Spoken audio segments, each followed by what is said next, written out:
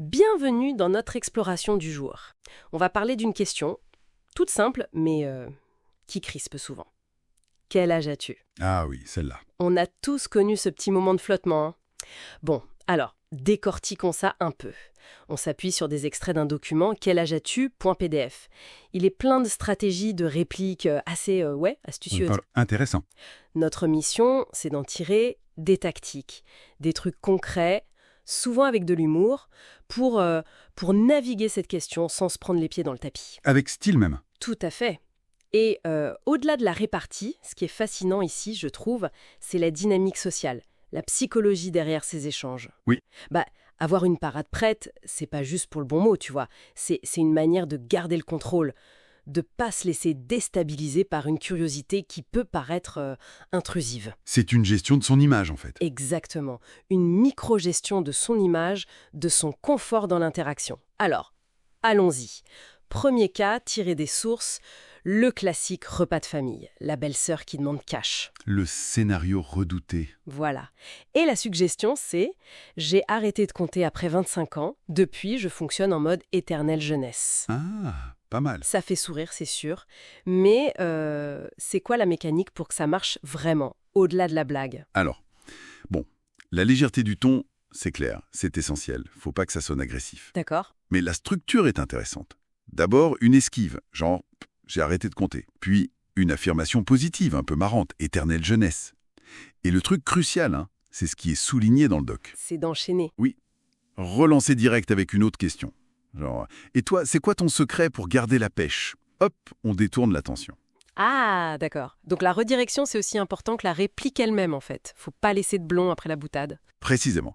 Ça transforme un moment potentiellement gênant en une relance de la conversation. Mais sur un terrain qu'on choisit, nous. On déplace le projecteur, quoi. Malin. Deuxième scénario, ambiance plus cool, entre amis, on trinque. La question fuse. Plus détendu, là. Oui. La proposition. Assez vieux pour apprécier ce bon vin, assez jeune pour danser jusqu'au bout de la nuit. Alors là, c'est moins une esquive pure, non. C'est presque une affirmation. Tout à fait. C'est ce que j'appellerais une pirouette positive. On répond pas direct, mais on utilise la question comme tremplin pour se décrire de manière valorisante. Je vois. Le contraste, tu vois, entre la maturité, apprécier le vin, et l'énergie, danser, ça crée une image de vitalité, d'équilibre.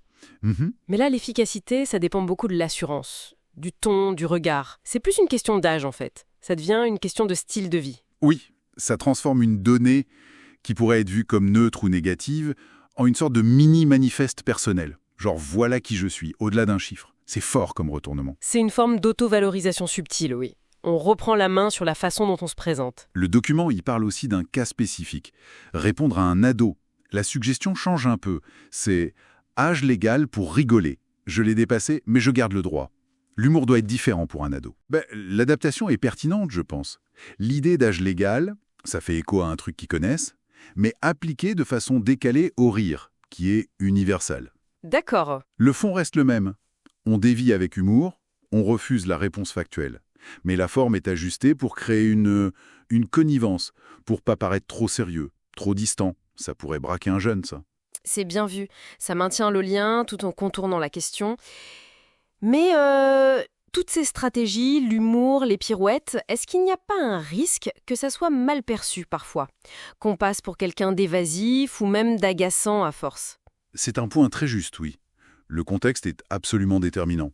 Ah oui. Bah oui, si on te pose la question à la préfecture, ou pour une raison médicale, l'humour c'est totalement déplacé, on est d'accord. Ces techniques, elles sont faites pour le jeu social, pour les moments où la question c'est plus de la convention, de la curiosité un peu. Machinale, parfois une légère indiscrétion. Faut jauger, quoi.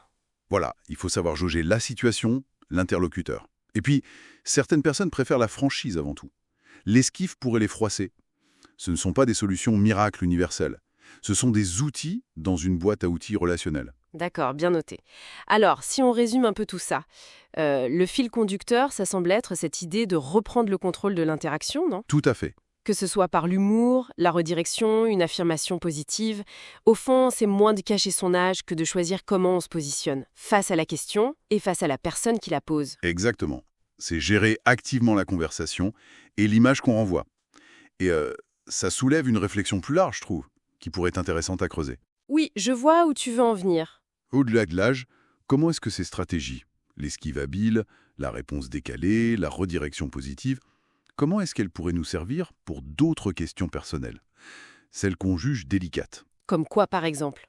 Je pense aux questions sur le salaire, le statut amoureux, les choix de carrière, ou même la décision d'avoir ou non des enfants, tu vois. Ah oui, les sujets sensibles. Est-ce que ces mêmes mécanismes de réponse peuvent être adaptés pour protéger son jardin secret, ou juste pour naviguer ces conversations potentiellement gênantes avec plus de sérénité, plus d'esprit, sans forcément devoir se justifier ou faire des confidences qu'on n'a pas envie de faire? C'est une piste intéressante. C'est une piste fascinante sur la gestion de nos frontières personnelles dans le dialogue social, je pense. Une excellente question pour continuer à réfléchir après notre échange. Et c'est la fin de cette exploration pour aujourd'hui. Merci de nous avoir suivis.